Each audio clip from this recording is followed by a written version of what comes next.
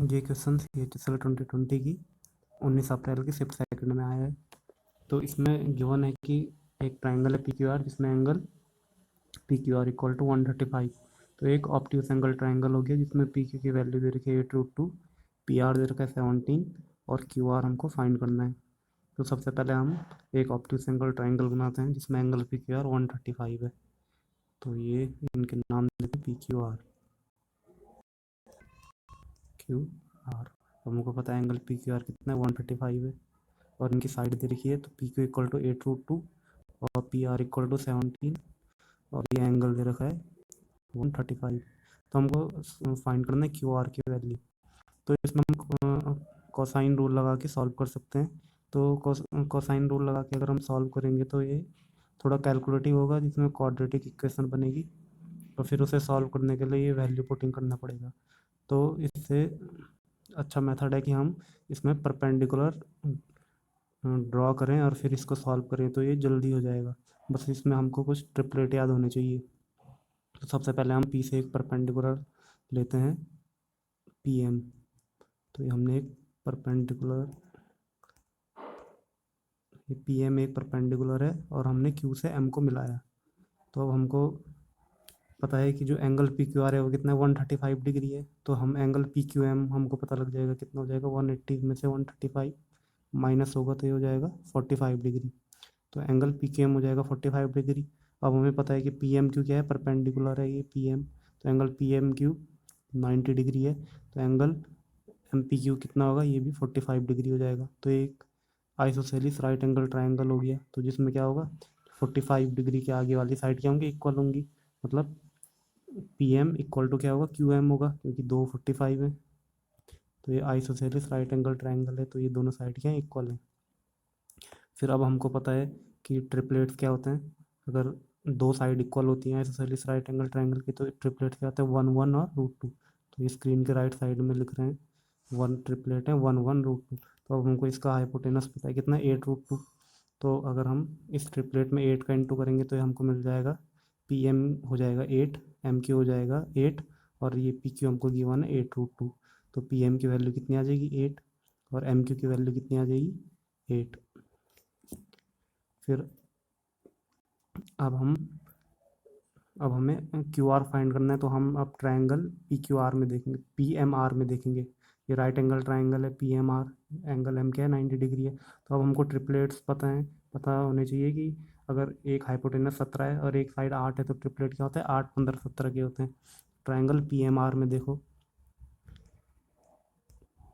In triangle PMR triplets क्या होते हैं 8 15 और 17 के होते हैं। तो हमको PM पता है 8, PR पता है 17। तो ये MR की वैल्यू पूरी कितनी हो जाएगी 15 सेंटीमीटर। अब हमें QR निकालना है। तो QR कैसे निकल जाएगा, टोटल 15 है और QM 8 है। तो 15 में से क्या, तो पहले MR की वैल्यू है 15 सेंटीमीटर। QR निकालने के लिए हम क्या करेंगे MR माइनस QM। तो MR माइनस QM की है, MR की वैल्यू 15 सेंटीमीटर और QM की 8 सेंटीमीटर। इनको माइनस करके आंसर कितना हो जाएगा 7 सेंटीमीटर। तो इसका आंसर हो जाएगा। नेक्स्ट क्वेश्चन है, एक सर्कल दे रखा है जिसकी दो कॉर्ड है AB और CD और उनको अगर आगे बढ़ाया जाता है तो इस सर्कल के बाहर पॉइंट P पर मिलते हैं। और हमको दे रखा है कि AD क्या है, सर्कल का डायमीटर है और दो एंगल गिवन है और हमें एंगल CBD निकालना है। तो सबसे पहले एक सर्कल ड्रॉ करते हैं और इसमें दो कॉर्ड लेते हैं AB और CD जिनको आगे बढ़ाते हैं। तो ये दोनों आगे बढ़ा के ये कहाँ पे एक कॉमन पॉइंट पे मिल रही है। अब इनका नाम देते हैं कि ये एक पहले कॉर्ड AB थी, फिर ये CD थी और ये जब इनको आगे बढ़ाए तो एक पॉइंट P पर मिली। और अब क्या है AD क्या है, डायमीटर है सर्कल का। तो AD को मिलाते हैं, ये क्या है सर्कल का डायमीटर है और इस पर एक सेंटर लेते हैं O। तो ये क्या हो गया, सर्कल का सेंटर आ गया O। अब हमें गिवन है एंगल DAP। तो DAP को लिखते हैं 36 डिग्री और दूसरा एंगल है APC, हमको गिवन है 30 डिग्री। तो APC आ गया 30 डिग्री। और हमें फाइंड करना है एंगल CBD। तो CBD को फाइंड करने के लिए सबसे पहले BC को मिलाते हैं, फिर BOD को मिलाते हैं। तो हमको ये एंगल CBD फाइंड करना है। ठीक है, तो सबसे पहले हमें पता है कि जो ये BD क्या है, ये सर्किल में आर्क है और BD सर्किल के सरकमफ्रेंस पर एक तो एंगल बना रही है बी ए डी जो 36 डिग्री गिवन है, और दूसरा है बी सी डी। तो क्या होता है, अगर कोई आर्क सरकमफ्रेंस पर जितने भी एंगल बनाती है वो सब क्या होते हैं, इक्वल होते हैं। तो यहाँ पे ये दो एंगल बना रही है, एक 36 डिग्री है और दूसरा है बी सी डी। तो बी सी डी की वैल्यू भी कितनी होगी, 36 डिग्री होगी। तो ये arc angles made by arc B D are equal, तो एंगल बी सी डी भी कितना होगा, 36 डिग्री होगा। तो इसको 36 डिग्री लिख देते हैं। फिर अब हमको ट्राइंगल ए डी पी पे देखना है कि जो एंगल ए डी सी है वो क्या है, ट्राइंगल ए डी पी का क्या है, एक्सटर्नल एंगल है। तो एक्सटर्नल एंगल क्या होता है कि अपने से जो ट्राइंगल में दूर के एंगल होते हैं उनका क्या होता है, सम होता है। तो एंगल ए डी सी की वैल्यू कितनी हो जाएगी, तो एंगल ए डी सी की वैल्यू हो जाएगी 36 प्लस 30 डिग्री। तो ये कितना हो जाएगा, 66 डिग्री। तो एंगल ए डी सी हमको मिल गया कितना, 66 डिग्री। तो ये हमने लिख दिया 66 डिग्री। अब हमको फाइंड करना है एंगल सी बी डी। तो angle C B D find करने के लिए हम देखते हैं कि जो एंगल सी बी डी है वो आर्क सी डी से बन रहा है। ठीक है, आर्क सी डी सरकमफ्रेंस पर एंगल सी बी डी बन रहा है। तो अगर हम आर्क सी डी से सेम आर्क से अगर हम सेंटर पे एंगल निकाल दें कि कितना बन रहा है, तो हम C B D angle C B D निकाल सकते हैं। तो सबसे पहले हमको सेम आर्क सी डी अगर सेंटर ओ पे एंगल बनाएगा तो हमको सी ओ को क्या करना पड़ेगा, मिलाना पड़ेगा। तो सी ओ को हमने ज्वाइन कर दिया। अब हमको एंगल सी ओ डी निकालना है। तो सी ओ डी कैसा आएगा, अब क्योंकि ओ सी और ओ डी क्या है, सर्किल की रेडियस है। तो O C and O D are the radius of the circle.